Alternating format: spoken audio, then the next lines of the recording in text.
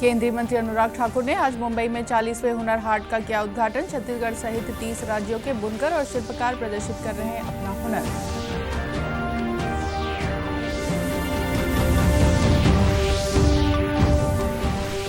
लोकवाणी में मुख्यमंत्री ने कहा, छत्तीसगढ़ के नए बजट में शिक्षा और स्वास्थ्य के साथ ही किसानों तथा आदिवासियों के कल्याण पर दिया गया विशेष ध्यान।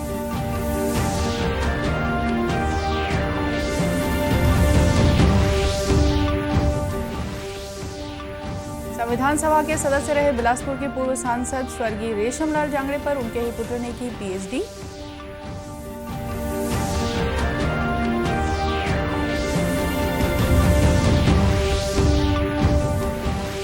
और जांजगीर चांपा जिले में हुई सड़क दुर्घटना में 3 लोगों की मौत।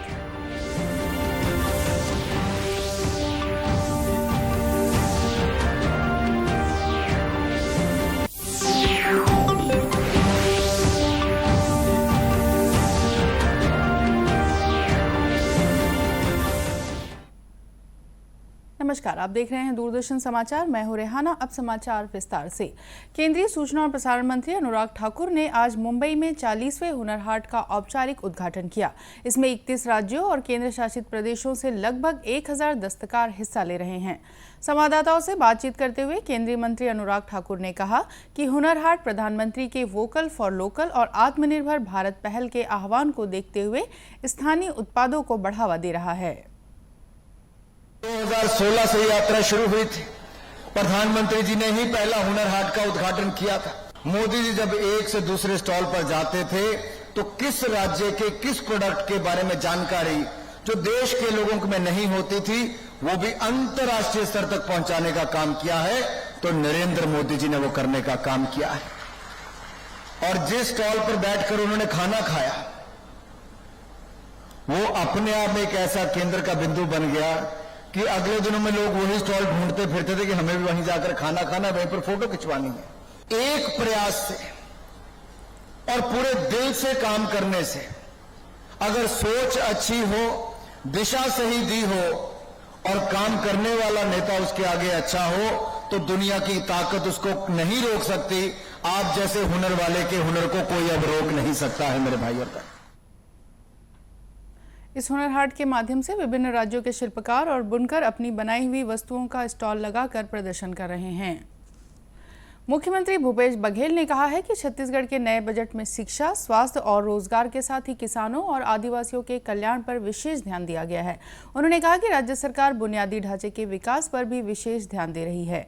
आकाशवाणी से प्रसारित अपने मासिक कार्यक्रम लोकवाणी में श्रोताओं के सवालों का जवाब देते हुए मुख्यमंत्री ने कहा कि कोरोना संकट के बावजूद प्रदेश में विकास के लिए धन की कोई कमी नहीं है। उन्होंने कहा कि सरकार खर्च को कम से कम रखते हुए विकास के लिए आवश्यक बजट उपलब्ध कराने का प्रयास कर रही है।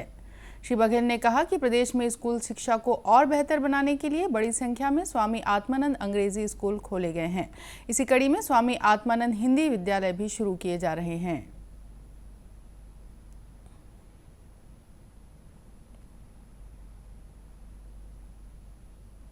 शिक्षा के क्षेत्र में स्वामी आत्मानंद उत्कृष्ट हिंदी माध्यम विद्यालय खोलने के अलावा 80 से अधिक शालाओं का दर्जा बढ़ाया जाएगा। 100 से अधिक शालाओं में सुविधाओं का उन्नयन किया जाएगा। उच्च शिक्षा के लिए भी कई प्रावधान किए गए हैं, जैसे जगदलपुर जिला बस्तर, बासिंग जिला बालोद, माकड़ी जिला कोंडागांव में शासकीय महाविद्यालय एवं मुंगेली में शासकीय कन्या महाविद्यालय की स्थापना के लिए बजट प्रावधान है। शासकीय महाविद्यालयों में स्नातक स्तर पर नवीन संकाय तथा 23 शासकीय महाविद्यालयों में स्नातकोत्तर स्तर पर नवीन संकाय खोलने हेतु बजट प्रावधान है। भवन विहीन 18 सरकारी कॉलेजों के लिए नवीन भवन निर्माण तथा 22 कॉलेजों में अतिरिक्त कमरों का निर्माण तथा शासकीय महाविद्यालय सीतापुर जिला सरगुजा में ऑडिटोरियम का निर्माण किया जाएगा। शासकीय महाविद्यालय पखांजूर में कन्या एवं बालक छात्रावास की स्थापना एवं भवन निर्माण के लिए 2 करोड़ 30 लाख का प्रावधान है। मुख्यमंत्री ने बताया कि ग्रामीण क्षेत्रों में सड़क संपर्क को बढ़ाने के लिए मुख्यमंत्री सुगम सड़क योजना के तहत 150 करोड़ रुपए का प्रावधान किया गया है। उन्होंने कहा कि नया बजट नए छत्तीसगढ़ के विकास की दिशा तय करने वाला है। श्री बघेल ने कहा कि सरकार की मंशा ये है कि देश की समृद्धि में प्रत्येक छत्तीसगढ़ वासी की भागीदारी रहे। मुख्यमंत्री भूपेश बघेल ने कहा है कि राज्य सरकार की योजनाओं को आम जनता ने स्वीकार किया है। पिछले 3 वर्षों के दौरान हुए 4 उपचुनाव में कांग्रेस को जो जीत मिली है, यह जनता की स्वीकृति का ही परिणाम है। आज गरियाबंद में आदिवासी गोंड समाज के महाधिवेशन में शामिल होने के बाद मीडिया से बातचीत करते हुए मुख्यमंत्री ने कहा कि उनकी सरकार सभी वर्गों के विकास के लिए कार्य कर रही है। समाज के उत्थान और विकास के बारे में चर्चा हुई। छत्तीसगढ़ सरकार हमेशा आदिवासियों के हित में लगातार काम कर रही है, चाहे फॉरेस्ट राइट एक्ट के तहत हो, चाहे लघु उपज खरीदी की बात हो, चाहे तेंदुपत्ता 2500 से बढ़ाकर 4000 प्रति मानक बोरा करने की बात हो, चाहे अभी गौठान के माध्यम से लोगों को रोजगार से जोड़ने का काम छत्तीसगढ़ सरकार कर रही है। मुख्यमंत्री ने कहा कि खैरागढ़ उपचुनाव में जो कामयाबी मिली है उसमें सरकार की नीतियों का बहुत बड़ा योगदान है। श्री बघेल ने कहा कि राज्य सरकार की सभी योजनाएं गरीबों, किसानों और आदिवासियों के लिए खास तौर पर लाभकारी सिद्ध हो रही है। उन्होंने गरियाबंद में आदिवासी गोंड समाज की मांग पर सामाजिक भवन के लिए 1 करोड़ 7 लाख रुपए देने की घोषणा भी की। अपने प्रवास के दौरान श्री बघेल ने आदिवासी समाज के देवी देवताओं की पूजा अर्चना भी की। आयुष्मान भारत वेलनेस सेंटर की 4थी वर्षगांठ पर केंद्रीय स्वास्थ्य मंत्री डॉक्टर मनसुख मांडविया ने आज मेरठ के वेलनेस सेंटर में योग कार्यक्रम में भाग लिया।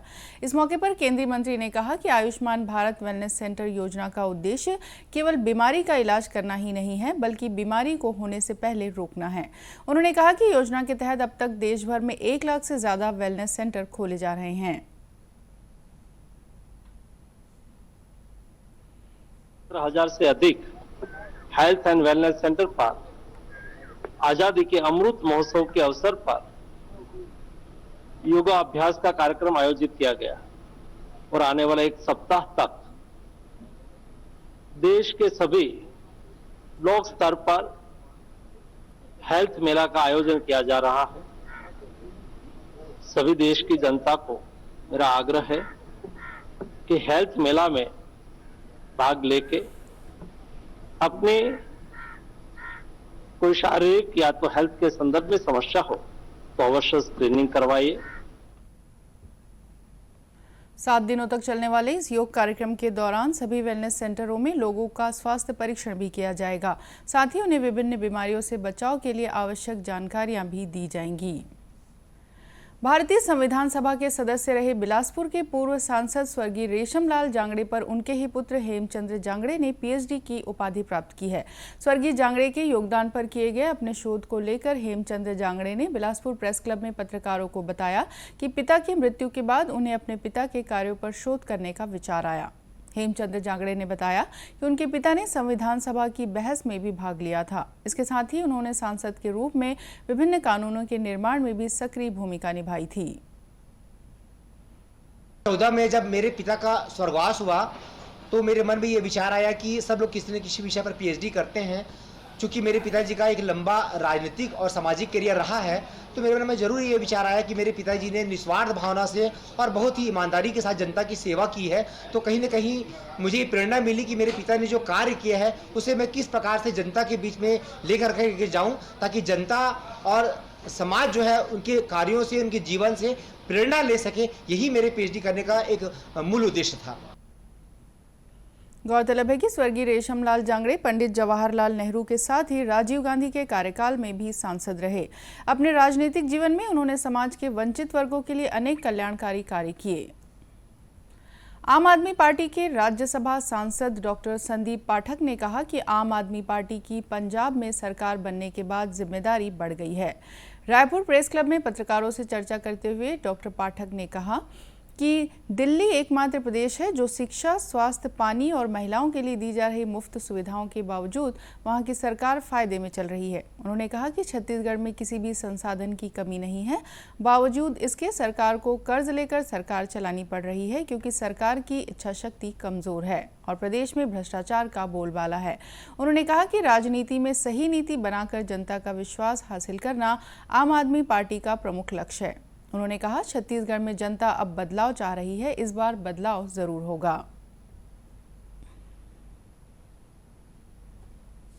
हम बहुत मजबूत संगठन बनाएंगे छत्तीसगढ़ में, और वो मजबूत संगठन और फिर कैंपेन हमारा बहुत अच्छे से कैंपेन करेंगे, जनता के मुद्दे उठाएंगे। हम वही कैंपेन लेके आएंगे जो जनता चाहती है, और फिर अच्छे चेहरे के साथ, अच्छे साफ सुथरे अच्छे कैंडिडेट्स के साथ जब आप चुनाव लड़ोगे, आपके मुद्दे अच्छे हैं और आप सबसे खास बात आप ईमानदार हो, मतलब आपको देख के पब्लिक को ये लगे कि यार ये लोग भले लोग हैं। जब पब्लिक को ये लगने लग जाए ना कि ये लोग भले लोग हैं, तो बस काम वहीं पे हो जाता है।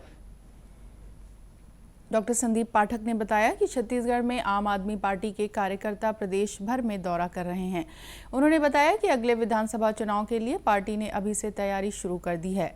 स्थानीय मुद्दों और जनता की समस्याओं का समाधान करने के उद्देश्य से पार्टी जल्द ही अपनी रणनीति तैयार करेगी। इसके अनुसार ही आगे का कार्यक्रम तय किया जाएगा। जांजगीर चांपा के पकरिया झूलन गांव में एक कार के पलट जाने से इसमें सवार 3 लोगों की मौके पर ही मौत हो गई। इस दुर्घटना में 3 अन्य लोग गंभीर रूप से घायल हो गए। इन तीनों घायलों को बिलासपुर के सिम्स अस्पताल में भर्ती कराया गया है। मिली जानकारी के अनुसार मस्तूरी क्षेत्र के पचपेड़ी गांव से पकरिया झूलन में एक बारात आई हुई थी। यहां 6 बाराती कार में सवार होकर जा रहे थे। प्रत्यक्षदर्शियों ने बताया कि तेज रफ्तार होने से यह कार अनियंत्रित होकर पलट गई। घटना के बाद आसपास के मार्ग पर पुलिस को तैनात कर दिया गया है। वहीं मृतकों के शव की पहचान भी कर ली गई है। दूरदर्शन केंद्र रायपुर से प्रसारित होने वाले प्रादेशिक समाचार को आप YouTube पर भी देख सकते हैं। हमारे YouTube channel Chhattisgarh DD news पर प्रादेशिक समाचार उपलब्ध रहेगा। YouTube चैनल का लिंक और QR कोड आप स्क्रीन पर देख सकते हैं। अपने एंड्रॉयड फ़ोन से QR कोड स्कैन कर आप छत्तीसगढ़ DD न्यूज़ लिंक पर जा सकते हैं। इसके अलावा छत्तीसगढ़ DD न्यूज़ फेसबुक और ट्विटर पर भी उपलब्ध है। अंत में मुख्य समाचार एक बार फिर। केंद्रीय मंत्री अनुराग ठाकुर ने आज मुंबई में 40वें हुनर हाट का किया उद्घाटन। छत्तीसगढ़ सहित 30 राज्यों के बुनकर और शिल्पकार प्रदर्शित कर रहे हैं अपना हुनर।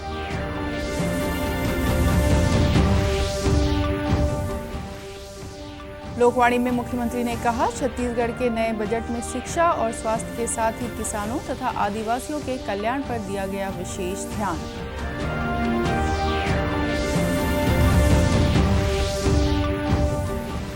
संविधान सभा के सदस्य रहे बिलासपुर के पूर्व सांसद स्वर्गीय रेशमलाल जांगड़े पर उनके ही पुत्र ने की PhD।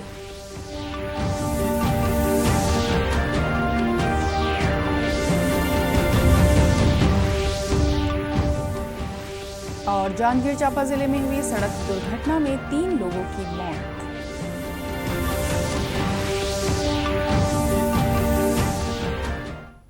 इसी के साथ ये समाचार बुलेटिन समाप्त हुआ। नमस्कार।